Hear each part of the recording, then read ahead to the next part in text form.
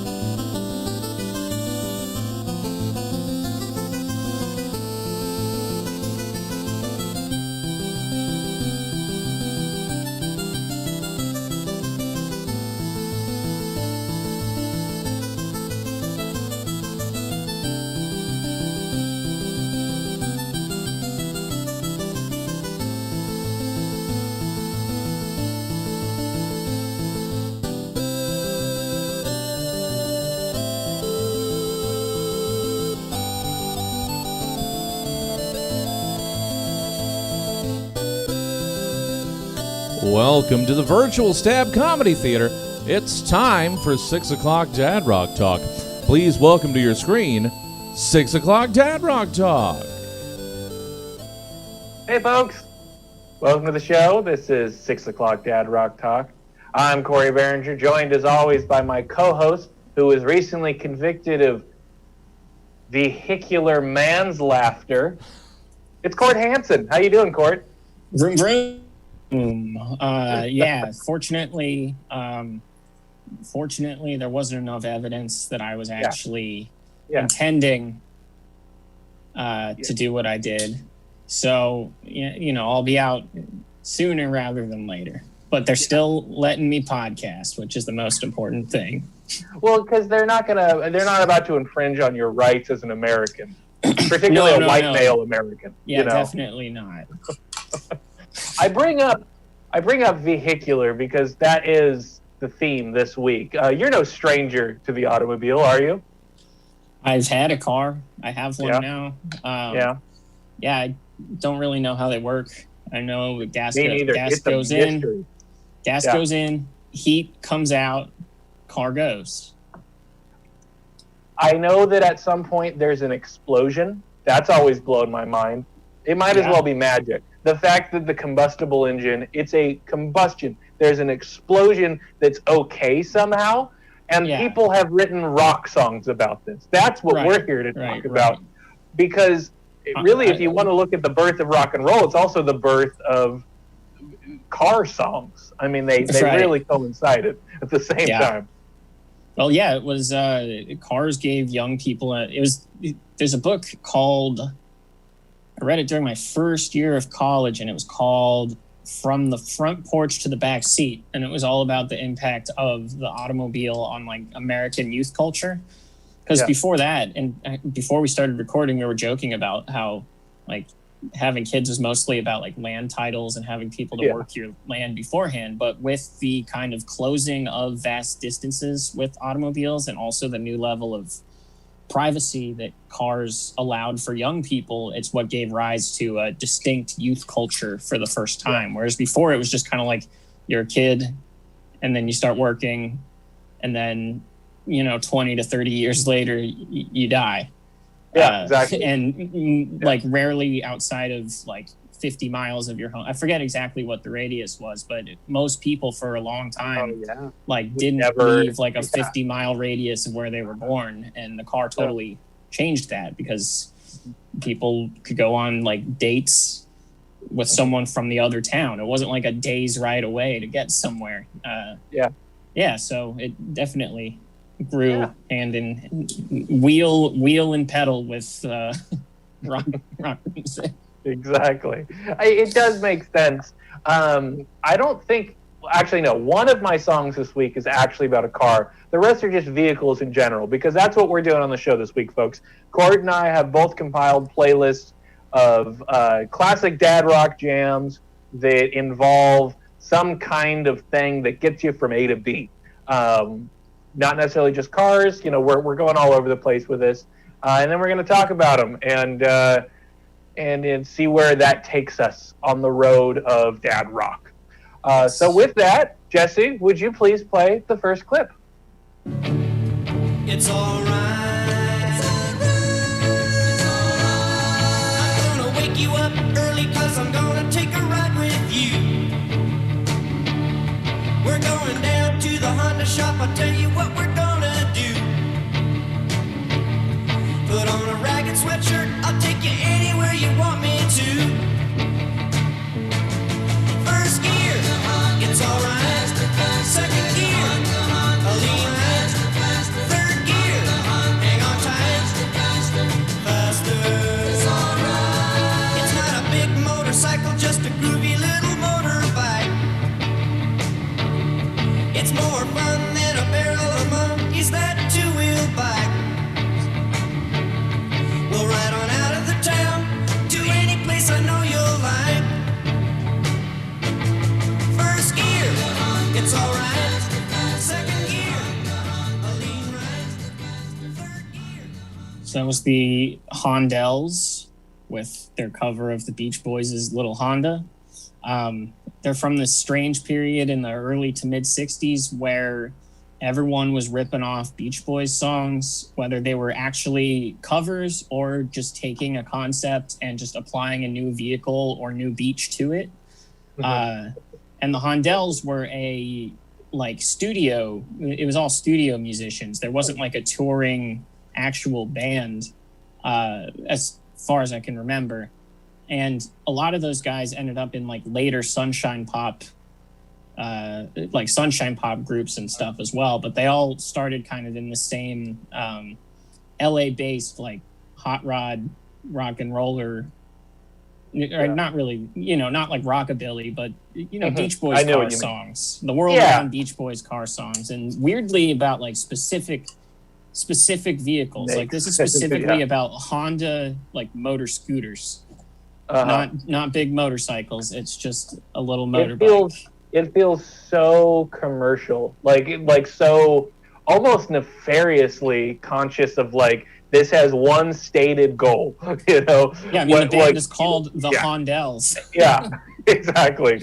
And when you tell me that they weren't even a touring act or anything, it's so clear that like it was just the fat cats who signed the checks saw where the money was being made. It was like, well, we need to get some of this, But that's where like, Brian Wilson and Gary Usher and Terry Melcher and all those guys kind of cut their teeth was in these like surf and hot rod songs. Interestingly, this version charted higher than the Beach Boys version. It was actually released as a single before the Beach Boys released it as a single. Like they scrambled to release their version as a single because the Hondells version was such a big hit. Yeah. I don't know. I don't know which version I prefer. There's things about this one that I like more than the Beach Boys version. I think because it's like, it's so cleanly produced. It's I don't know. It's just a weird relic that I like. And he's got kind of a weird voice. Like, it grew on me as the clip progressed. At first, I was like, because my first instinct obviously is like, oh, this must be a Beach Boys song. But then as I listened to the voice more, I was like, not that I know the Beach Boys so well, like I could even identify, names. But I was like, I don't know who this one is. I've never heard this voice. It's weird. It almost sounds sour. That was the word that came to mind as I was listening to it. Not necessarily off key, but just sour. He sounds sour for some reason. But I kind of liked it as it went on. I don't think I'll ever go to my way for this. Just like this. Of songs about the Honda, various kinds of Honda scooters that you can ride or could ride back then.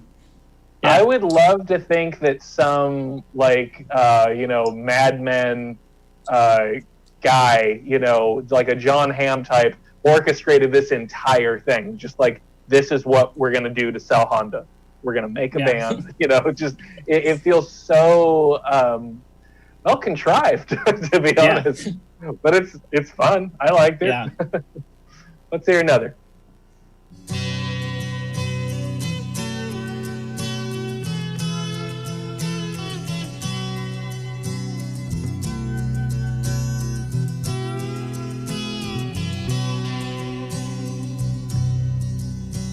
The legend lives on from the Chippewa on down of the big lake they call Gitchagumi.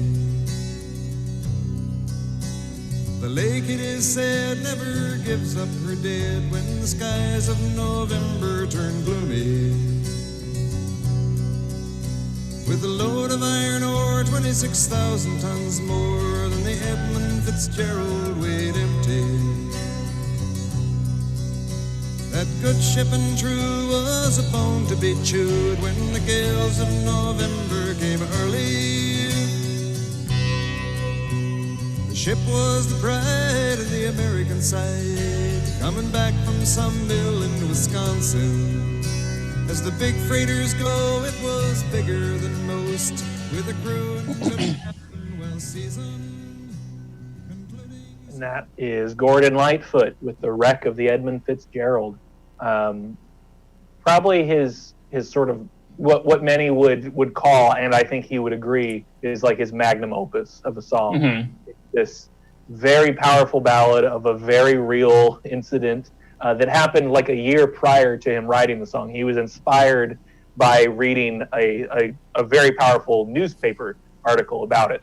And so he was inspired to write the song. So what I love about this is that it's kind of one of the last times, and I mean, I don't know how many times it was really done before then, but like, it just feels kind of like this classic example of what a songwriter can be, which is a bard, like telling, like oral history being passed down.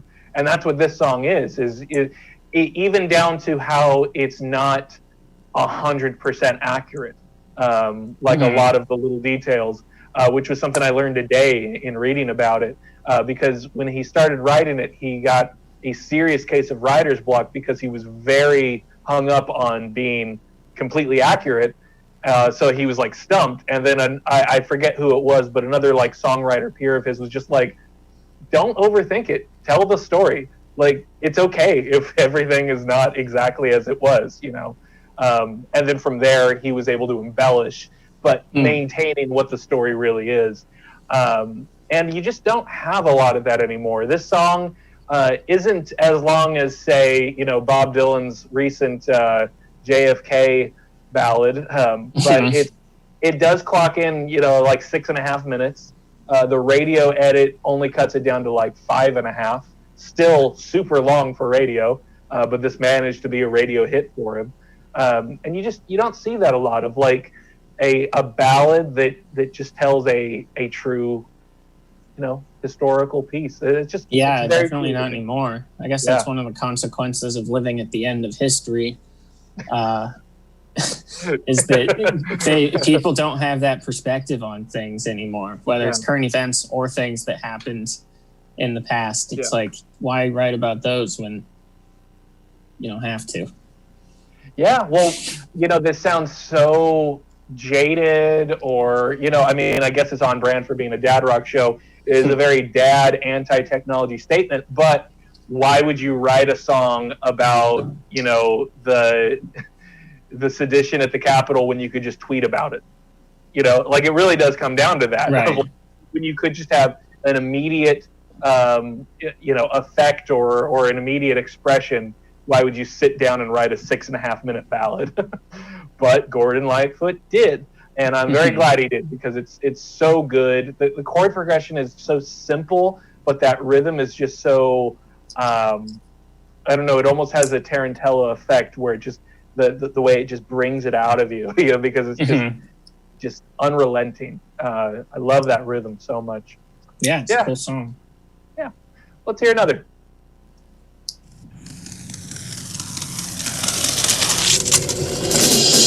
Grab your board and go sidewalk surfing with me.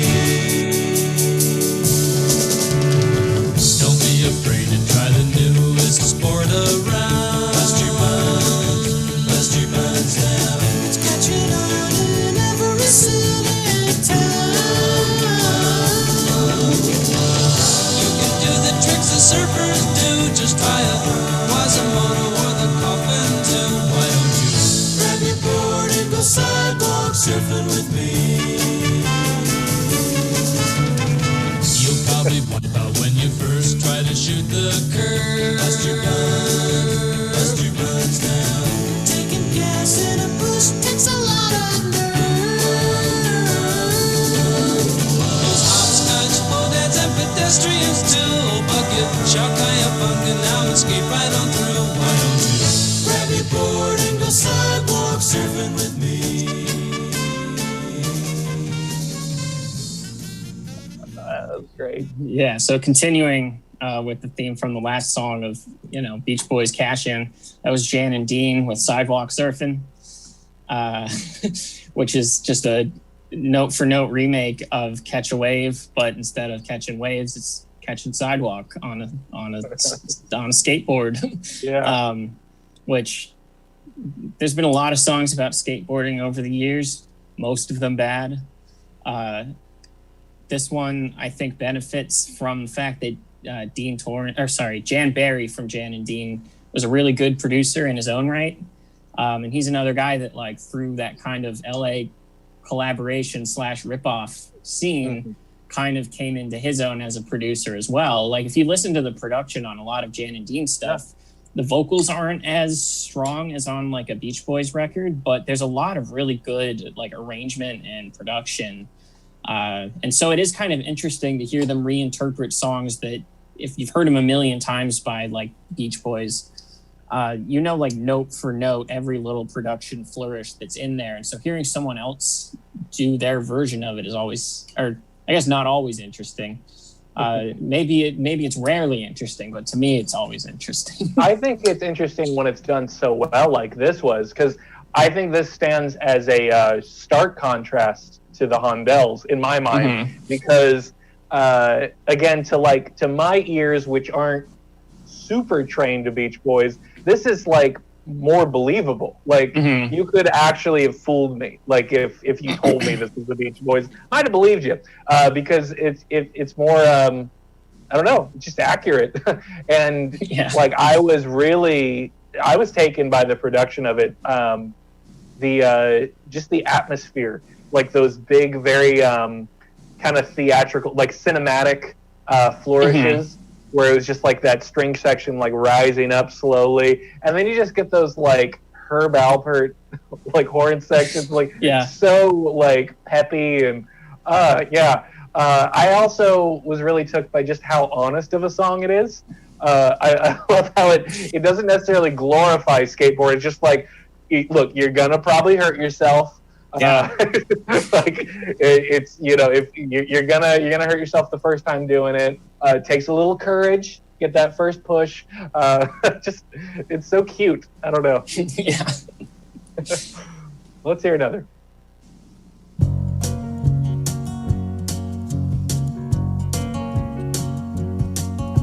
Riding on the city of New Orleans,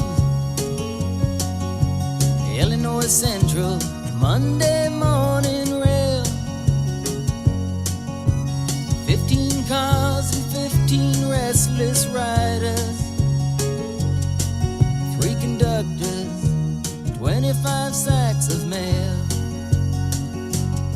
All along the southbound Odyssey, the train pulls out at Kankakee and rolls along past houses, farms, and fields, passing trains that have no name, and freight yards full of old black men, and the graveyards of the rusted automobiles. Good morning, America, how are you? Said, don't you know me? I'm your native son. I'm the train that goes. That was Arlo Guthrie with The City of New Orleans. A song that I've loved since I was a child, and learned today for the first time that Arlo Guthrie did not write it. I just always assumed because this arrangement of it and like this recording is so immaculate, and it sounds like he wrote it because he has such an ownership of this song. I've always been taken by this song. The way it builds so steadily. That pre-chorus when the vocals like just the ooze seep in there. It's just like, I don't know, it fills you with such a curiosity of like, where is this song going? And I guess that's a mark of any like train song, really, that sort of chugging along atmosphere, but it's done so well in this song. Arlo Guthrie is a guy that I really need to listen to more of, because around November every year, I listen to Alice's Restaurant, like the album, not just like the song itself, because the whole album's great. And then the album that this is off of, Hobo's Lullaby, was just said Hullaboo. Hobo's Lullaby, which is also really great. Those are the only 2 albums I've heard, but I really like his voice, and his picking is phenomenal. Anyone who's heard Alice's Restaurant can attest to that. Like, he's not just doing a simple, top, bottom, middle. Like, he's doing really complicated, like, folk music, which is typically a very simple technique. I think for most people, if they approach folk music, it's just the most kind of simple. Not with Arlo. Like, pretty complicated stuff that I can't play. I definitely have to dive into him more. I have almost no familiarity with him, despite being a big fan of Woody Guthrie and people who are, pals with Arlo Guthrie. I've listened to very little of his stuff. I don't know why. Yeah, it's really good. I need to listen to more of it. I've probably heard more Arlo Guthrie, though, than I have Woody Guthrie. You'd be surprised. You've probably heard a lot of Woody Guthrie songs and thought they were the same song. Because they follow the same melody generally. Yeah, they pretty much do. Yeah. Well, when you're just out there telling the truth. Singing your hobo lullabies. Yeah. Your hullabaloo lullabies. Let's hear another.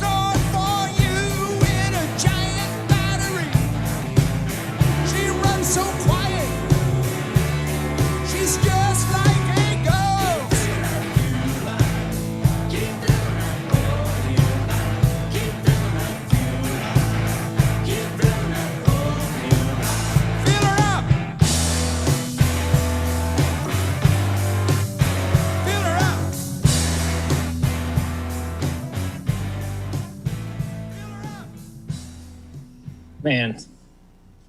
So that was from Neil Young's worst album, which is Fork in the Road, which is his album entirely. It's all songs written about his Link Volt electric car experiment, which has been up and down over the years. I don't like this song, which is called Fuel Line, if you couldn't tell. Yeah. Literally every song on that album is just like the same, like very like chugging, stomping kind of drums, and then just like describing the car. Mm-hmm. It runs on electricity. It has a battery. It's a car. I don't know. I just thought this would be a funny one because it's like, it's got to be the lowest effort Neil Young album, and there's some low effort Neil Young albums. Famously, in the 80s, the Geffen Records stuff was like so low effort that he got sued by Geffen. But this came out in like 2009, and it's all just, it's just all these terrible songs about his Link Volt electric car. But let me ask you, if he was singing about anything else in this song, I haven't heard the rest of the album, so I won't make any statement about that. I'm sure it's awful. But if he was singing interesting lyrics on this song, would you like it more? No, I don't think it's musically very good or lyrically because I kind of like it. Even as it was happening, I was like, I don't think I'm supposed to like this. I think he put this in here as a joke, but I like it. I weirdly like the I don't know what he's doing to make that noise out of what I assume is the guitar, like a rhythm like that, very trashy, just so distorted, but like, I don't know, it sort of reminded me of like more recent Tom Waits, recent as in like the last 10 years. But I don't know, and then I'm a sucker for those kind of hooks, like when you get the background vocals coming in, they're like, just give me that, boom, boom. I will always kind of like, my ears will perk up at that kind of melody when it drops in. You know what it sounds like is the music that plays in like a Ford truck commercial. It's like Neil was trying to write those kinds of like commercial songs for his electric car. Yeah. And the artwork for the album is just like it's like an out of focus selfie. Like that is like the most like boomery selfie that you could imagine. It's just kind of like the top half of his face like this.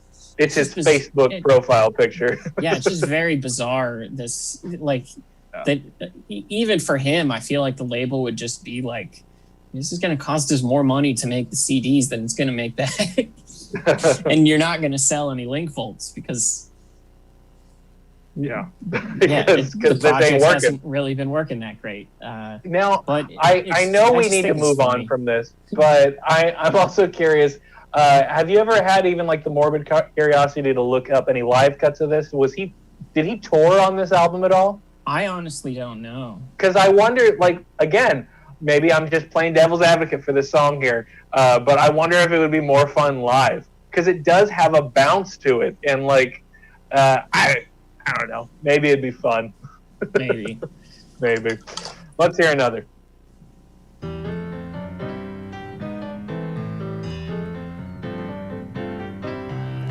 If I told you some secrets, would you say I'm unreal? I could easily love you if you just let me feel.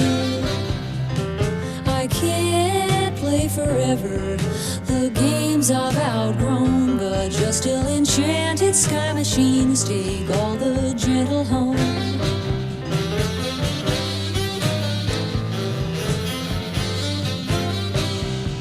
Just needing to touch you is so hard to restrain.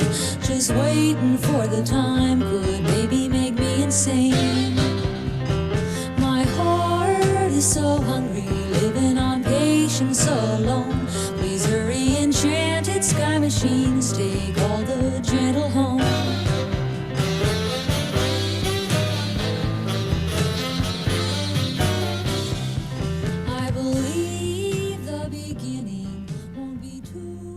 that was Judy Sill with Enchanted Sky Machines, the grooviest song about the rapture that's ever been written.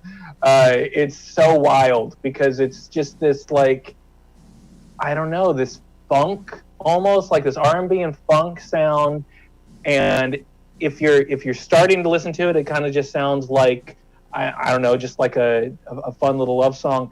And then just like she talks about these enchanted sky machines to take all the gentle home. And what that is literal UFOs, like aliens, that she believed would come and get, the gentle, and like that would be the rapture. It's so weird. It's just so weird. But her poetry is gorgeous in this. Like, I can't live forever on patience alone. Just lines like that, and like I can't play forever with these games I've outgrown. Wow, like to pair that with what is essentially UFO conspiracy is just out of this world. What did you think of that? I'm curious, like that with the piano and everything. Yeah, I like that a lot. I really like her voice. She has such a kind of chill sounding voice. It's like Best Coast or something. To like a more modern kind of equivalent to that style of singing. Is like she just, her music is very relaxing. Yeah, it's relaxing, and it has such a fragility to it, but like this unending sweetness. Like even in her saddest songs, it's just like you want to hug her voice and tell her it's going to be okay. Like it's so, she's just like, fragile is the word I keep coming back to, because it sounds like she's going to break at any moment, but she doesn't. And that's what's so powerful about it. She has this powerful voice. I don't know. Let's hear another song.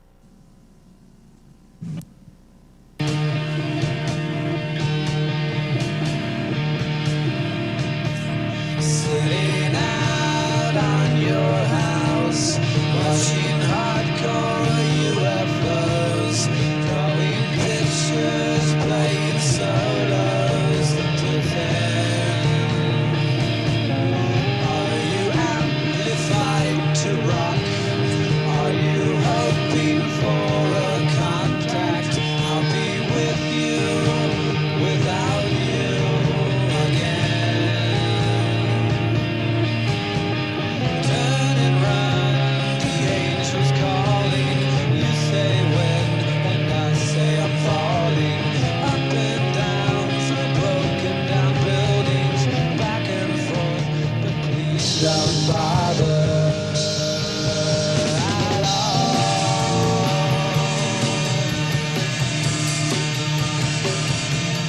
Count the days we have wasted. So that one's on the border of whether it counts as classic rock. It's Guided by Voices. I knew it. Hardcore UFOs, which is from the early 90s. But when you have that many albums, like just a truly staggering amount of records, both Robert Pollard's solo stuff and like Guided by Voices releases, like you become classic rock. Doesn't matter if you're if you have that many albums, it's just what happens. I also think in terms of like even indie rock and like what hipsters like, this is dad rock of that. Guided by Voices is the dad rock of those for sure. I'm pleasantly surprised, because as it was happening, I was like, this sounds so much like Guided by Voices. Who's going to tell me this is, so I can tell them it sounds like Guided by Voices? But the cool thing about them is that you can hear like a classic rock influence on their songs, like and sometimes it's like a very repetitive kind of drony song, sometimes it's a little like faster paced, but there is kind of I guess probably Beatles is probably the closest point of musical similarity. I think that Robert Pollard is a pretty big Beatles fan, and the Who, like that's a huge one for them in particular. Like even if we don't see it as much, I know that that's a huge influence on them. But I think that Guided by Voices was and continues to be a worthy successor to classic rock, like musically, like kind of just continuing to build on a lot of the same tropes and style of playing and songwriting, but making it new and then old and then new again. they're just a super cool band too. Like I started listening to them like, I don't know, maybe 2 years ago, and I've barely scratched the surface. Like, Yeah. I have like maybe 4 albums of their like what 35. Like it's insane. Yeah, there's so many albums. So many albums. But some of their songs are just so cool. Like I don't know. Like yeah, that'd be a fun, if we can hit up someone who actually knows Guided by Voices really well. That'd be a fun episode to do. Yeah. Like a sort of beginner's crash course or something. Because they're a band I would love someone to like kind of hold my hand with. And like we'll try to, just because like by virtue of there being so much, there have been many songs where like, not for me. This didn't work at all. Yeah, it's like the Mountain Goats. You can just kind of like skip like that one, skip. I guess I would skip more Mountain Goats than I would Guided by Voices songs, but well, I'll skip entire. I skip entire Mountain Goats albums until like Tallahassee, and then from then on I don't skip any songs. But I don't care as much for boombox albums personally, even though they're good. I know they're good. I want the full band. Right. Call me crazy. Let's hear another.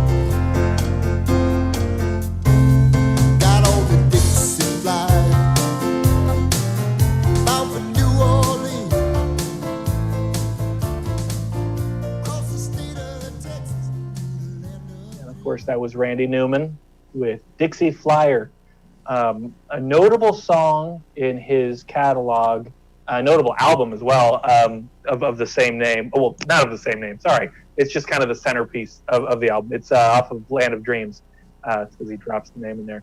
But it's notable because it's the first time in his career, and kind of one of the last times, that he actually discusses his own life, like not with fiction. And really no layer of satire. He's just laying out facts of his childhood for the first time, and what a story it is. Like he's talking about how he was born in LA, but his father was in the war, and his mother didn't know anyone over there. She wasn't from LA, so then she got all the kids and went back to New Orleans, and just the like the culture shock that was for Randy Newman as a little kid, like going from one to the next at that age, like not knowing anybody. And it's just such a great melody. And I love how he writes about particularly what we're talking about, like the sort of culture shift. He's got the great line that happens in the next verse where he's talking about how they were met at the station by his grandmother and a friend of theirs who had a car, and the line is drinking rye whiskey in the back seat, trying to do like the Gentiles do. Christ, they wanted to be Gentiles too. Who wouldn't down there? Wouldn't you? An American Christian, goddamn, on the Dixie Flyer. Like, wow! Like to have that perspective of the sort of fears that you would have as a Jew in the Deep South. It's great song. Great album too. Not a lot of great songs on it, but the great songs that are on it, phenomenal. There's a lot of skip-its on this album. I love his songs that have kind of a full band feel, where there's because sometimes when his songs don't have like a solid like rhythm backing him, I think they can get a little aimless, and I just kind of lose interest. But any of his songs that have like a more traditional structure to them, I'm just so on board with it. Oh yeah. It's funny because I have like mixed opinions about the full band arrangements, like when they're full band arrangements, not orchestral arrangements. When they're full band arrangements, I sometimes think that like the production quality of them is a little too akin to like almost a karaoke track, especially on this album. They're very I don't know, it almost sounds like just preset tones, but even then the arrangements are so solid, I don't even care. Yeah, like, and it just mixes well with with his voice and piano style, and like it's kind of something that you don't really consider that much with him. When you're thinking broad strokes, Randy Newman, you don't think as much about his songs as just kind of straightforward songs. There's usually that layer of irony or kind of wandering troubadour piano style to them. But when it is kind of just like stripped down and straightforward, I like it. Yeah, for sure. Let's hear another. Look who's laughing now. Look who's laughing now. Look who's laughing now. Look who's laughing. You know the guys in my club just laughed at me when I asked them who you were. They said, buddy boy, you don't stand a chance. You better stay away from her.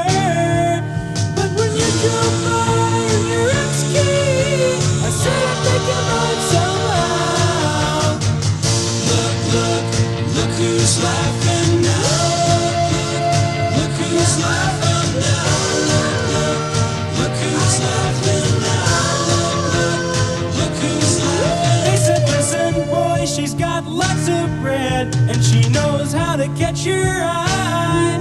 With that long blonde hair and that real tough figure, but she only dates the older guys. And when I told him so too, I think I'd stay. Man, he should have.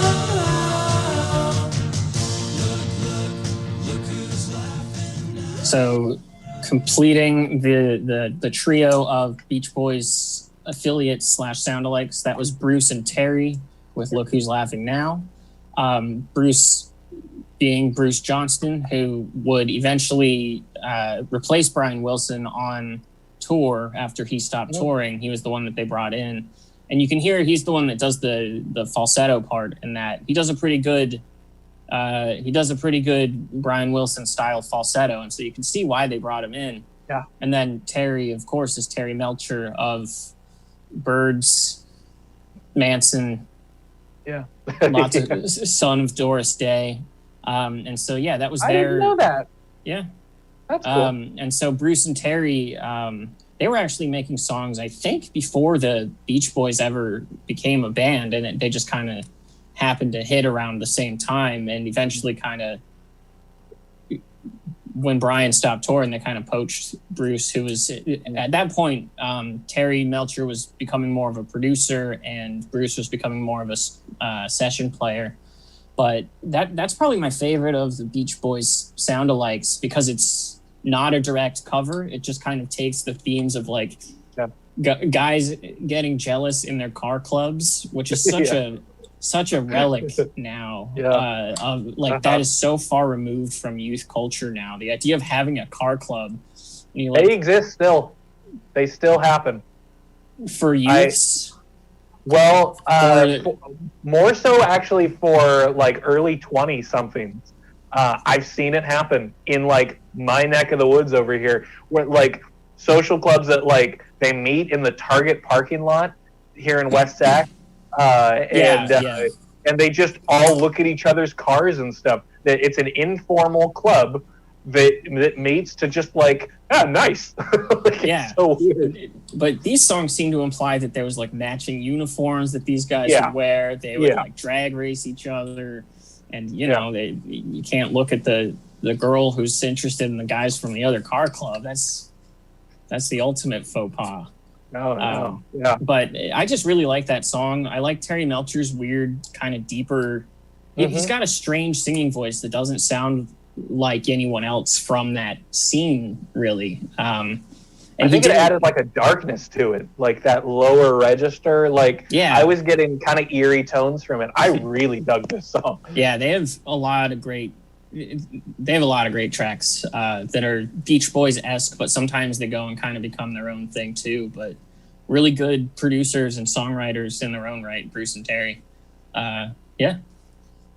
The other thing I wanted to say about this was I love it when a song almost has me nervous of like, can he pull this off? Because like when he starts the hook, he starts it at a really high falsetto. I was like, yeah, he can't do this. Where's he going with this? And he does it. He does it. Yeah. Let's hear another. I think we got time for maybe one or two. I think all my list might be done, but I don't know. You always pack yours more. Oh, you have one more.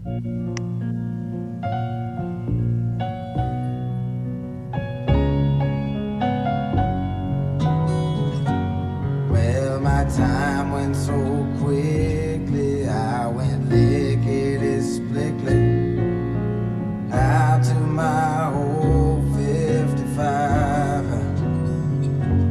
As I pulled away slowly, feeling so holy, God knows I was feeling alive. Now the sun's coming up, and I'm riding with Lady Luck. Freeway cars and trucks, stars beginning to fade, and I lead the parade. Just a wishing I'd stay. That was Tom Waits with Old 55, the opening track off his very first album. Very different sound than a lot of people are familiar with for Tom Waits. But this was his first incarnation, essentially, of the sort of your classic like LA troubadour, you know. And it really has a special place in my heart for Tom Waits, because I love the entire career. But I know a lot of fans are pretty divided on like the shift, like what I consider like weird Waits, like when he hooked up with his wife and she had that influence on him of like experimentation, and he ditched this producer who produced a bunch of stuff, Bones Howe. But I adore the Bones Howe production. Like I love the way he put these just thick, layered orchestral arrangements over Tom Waits' voice. I love it so much because it's just so. It's so melodramatic. Like it really is. Like it has no modesty or subtlety to it. It's I don't know. Like it's like he was making standards. He was like that. That feels like the intention was to make standards. His first album, Closing Time, is so good. I really love it. Yeah, I have like no Tom Waits background. Oh, really? I saw him. Maybe this was some sort of dream. Maybe it was a nightmare. But I seem to recall that on Fuse, remember that old channel Fuse? I do. Remember Steven's Untitled Rock Show? Yeah, I do. There was a Tom Waits music video that he aired, and it was only once, and it was in this like really like low like poly CGI. It looked kind of like Crash Bandicoot, and it was just like a spoken word piece, and it was very weird, and I didn't like it. And so that was the only time, and I haven't been able to find it since. I've like Googled like Tom Waits CGI music, like it might not actually exist. I might have dreamed it up while I was wandering in a desert or something, but that was my first and only real impression of him for a long time. Was like a bongo, like there was like bongo drums in the background, and it was just very weird. And it was only it was only like 45 seconds long too. It was like really short. It was so strange. That sounds fantastic. Like I want to watch it because I'll probably love it. Not to say I love like all the weird Tom Waits stuff, because I think when it comes down to it, my love for him does fall a little more heavily on like the ballers, as he calls them, because he's got a great rarities collection. It's a 3-disc set called Brawlers, Ballers, and Orphans.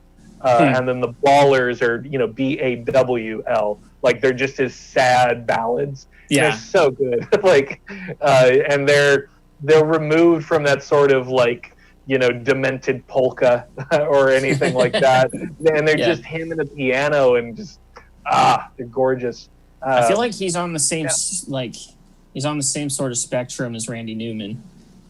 He's like he's like on the darker end of the same singer-songwriter spectrum. Yeah, a lot of people mention his name in the same sort of. I've actually heard it from some different music critic type sources of like the holy dark trinity of songwriting is Nick Cave, Leonard Cohen, and Tom Waits. Yeah, like I've seen that, and I can kind of see what that is. Like, it does actually kind of make sense to me. Because there's, like, I don't know, it feels like there's connection there. That isn't necessarily conscious influence, although obviously it is with Nick Cave to Leonard Cohen. I don't know if so much the Trinity is quite, connected that way. But, in closing, love Tom Waits, and this is a great album. So yeah, we have time for one more if you got another, which I imagine you do. I do. I have several more. Let's see what Jesse picks. No recommendation. Oh. I met someone at the dog show. She was holding my left arm, but everyone was acting normal, so I tried to look nonchalant. We both said, I really love you. The Shriners loaned us cars. We raced up and down the sidewalk 20,000 million times. Why did they send her over anyone else? How should I react? These things happen to other people. They don't happen at all.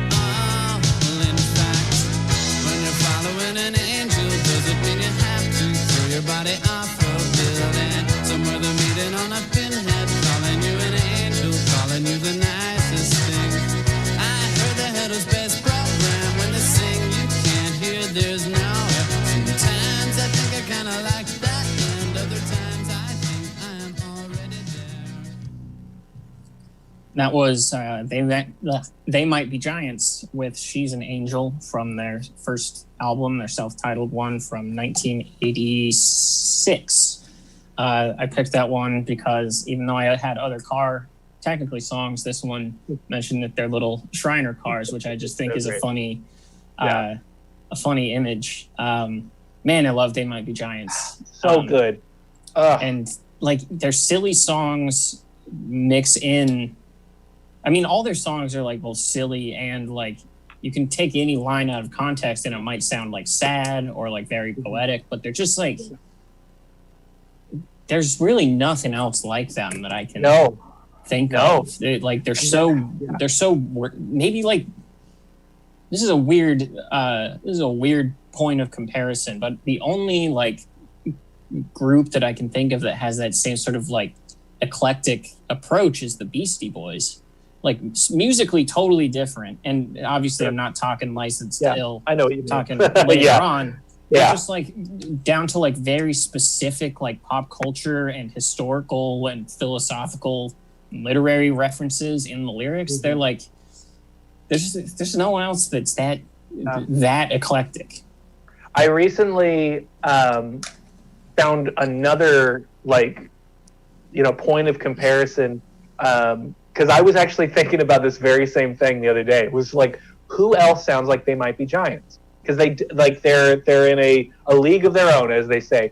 But one that I actually think is a pretty close comparison that one could make is another duo essentially, but a duo of brothers is Sparks. I think Sparks is actually quite similar in terms of like every song has a unique identity.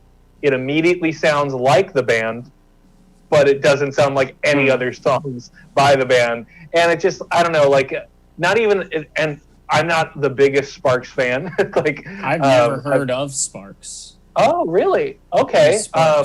You might really enjoy them. Their most known songs would be like kind of their first sort of hit that they had in like the late 70s was This Town Ain't Big Enough for the Both of Us. And later in the 80s, they had a hit called The Number One Song in Heaven. It was like sort of a disco kind of like very Euro. They're an American group. They're two brothers, but very European, like in like just like the vibe of Yeah, Sparks. I'm looking at them. But very unique. I think you might dig them. I kind of got into them sometime last year when I found out that Franz Ferdinand did a collaborative album with them called FFS. That's phenomenal. It's so good. Yeah, I mean, we're so off base here. Talking about Sparks, They Might Be Giants. I love They Might Be Giants. Huge fan. I mean, I think it's cool that they got brought up in the same episode as Guided by Voices in the sense of like, what a massive catalog. I've been listening to They Might Be Giants since high school fairly regularly, and I'm still hearing songs for the first time. Yeah. Because I haven't like devoted the time, so I haven't listened to every single album. I've kind of just like lingered on one for a while, like when I'm in like a mood for it. And then I might, jump into another if one song brings me there. They're a fun band to listen to chronologically, like over the course of the day. Just like start at their first album and just see how far you can make it while you're doing other stuff around the house. Yeah. Because you do see like they go on some weird tangents. So man, they're good. And they're still so good. I don't know if you've kept up with the last several albums are phenomenal. And John Linnell in particular, his not just his voice is incredible, but his like mastery of vocal melodies, it makes me swoon. Like literally, sometimes like a melody of his will like kind of give my heart a little lift. Like, oh my goodness, he really did that. And I was so happy to hear John Flansburgh, the other John, say essentially that same thing in an early documentary about them that put up on Tale YouTube. Of Two Johns. I think so. I think it is that one. Yeah. That kind of follows their shift from Elektra or whatever with the label and all that. And he just lays it out there. Just like Linnell has like a supernatural ability and mastery of melody. Like he's just like it's out of this world. And I was so happy to hear him say that because I love his stuff too. I love Flan, but something about John Linnell. Yeah. Like, oh God. Yeah, they're a wonderful partnership. Yes, very much so. Well, this has been a fun episode. I enjoyed this thoroughly. Fun variety. Yes, it was a good vroom in time. We hope you at home enjoyed this as well. Tune in every week, Thursday at the same time, 6:00, where we'll talk about other stuff. And you can follow us on Instagram at Dad Rock Talk, where we put the flyers and what have you, letting you know what upcoming shows there are. We don't know what next week will be, but I bet it'll be really cool. So why don't you follow Instagram, and we'll tell you about it when we know what it is. Have a wonderful night. Bye-bye. Bye-bye. Well, thank you once again, as usual, as always, Corey and Court, 6:00 Dad Rock Talk. That is Dad Rock for the evening, but we're not done.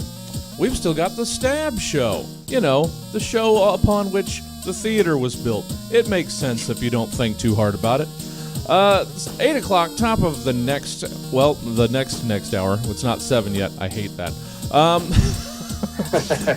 8:00, we've got Emma Haney, Becky Lynn, and Jack Brown.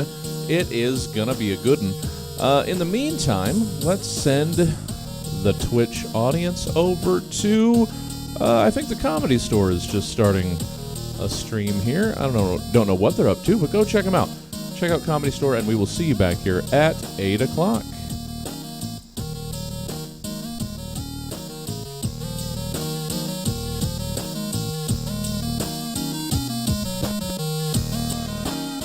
Yeah. Thank you, good Jesse. That was a fun time. Yeah, I like the variety ones. A lot of variety. Yeah. Definitely Were there- look up Sparks. What were you saying? Were there any songs on yours that you didn't get to?